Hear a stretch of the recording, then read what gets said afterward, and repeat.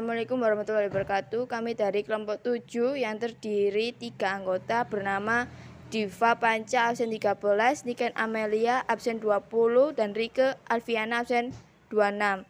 Di sini kami akan menjelaskan tentang Kabinet Juanda. Biografi dan latar belakang.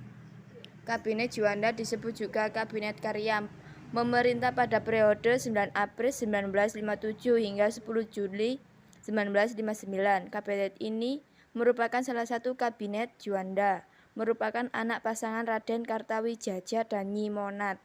Kabinet yang dipimpin oleh Kabinet Juanda dikenal sebagai Kabinet Karya, sebagai suatu kabinet yang dibentuk untuk mengatasi berbagai kondisi yang kacau balau yang dihadapi oleh negara Indonesia. Personal dalam Kabinet Karya dipilih berdasarkan keahlian dalam bidangnya. Juanda sebagai seorang Perdana Menteri yang memimpin kabinet ini adalah seorang yang non-partai, jujur, dan cukup berdedikasi serta memiliki ide-ide yang cemerlang dalam menghadapi setiap hambatan. Di samping itu, kabinetnya terdiri atas menteri yang cakap dalam bidangnya masing-masing.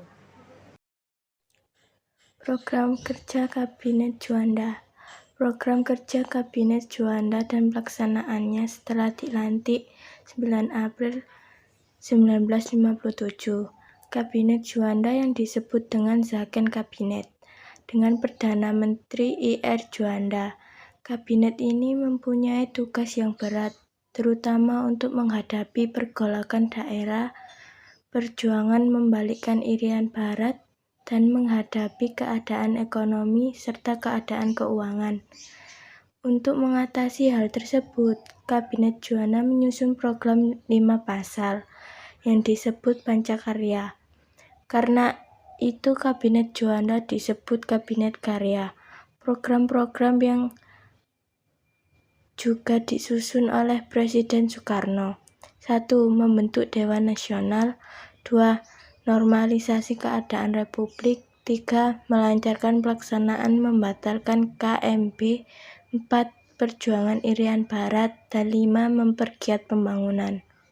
Deklarasi Juanda ditulis pada 13 Desember 1957. Isi dari deklarasi tersebut sebagai berikut, bahwa Indonesia dinyatakan sebagai negara kepulauan yang mempunyai corak tersendiri. Dari deklarasi tersebut mengandung satu tujuan, untuk mewujudkan bentuk wilayah kesatuan Republik Indonesia yang utuh dan bulat, untuk menentukan batas-batas wilayah NKRI sesuai dengan asas negara kepulauan, untuk mengatur lalu lintas damai pelayaran yang lebih menjamin keamanan dan keselamatan NKRI. Bergantian, Kabinet Juanda berakhir disebabkan oleh terbentuknya demokrasi terpimpin di mana Presiden Soekarno menjadi Perdana Menteri dan Juanda sebagai Menteri Utama, di mana penjabat tinggi negara tidak boleh menjadi anggota politik.